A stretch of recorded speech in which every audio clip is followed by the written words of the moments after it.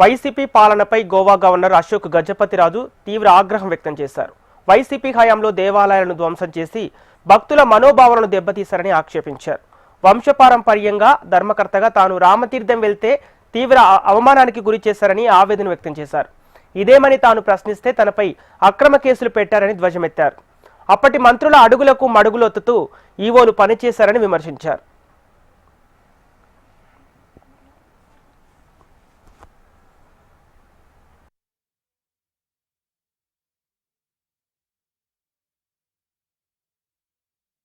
మానత్వం నశించిన ప్రభుత్వాలు ఉంటే, మానత్వము పెరిగివాళ్ళు ప్రజాప్రతినిధులుగా ఉంటే మీకు రాజ్యాంగం పని చేయదు, చట్టాలు పని చేయవు, గవర్నర్ గారు నోటిఫికేషన్లు పని చేయవు.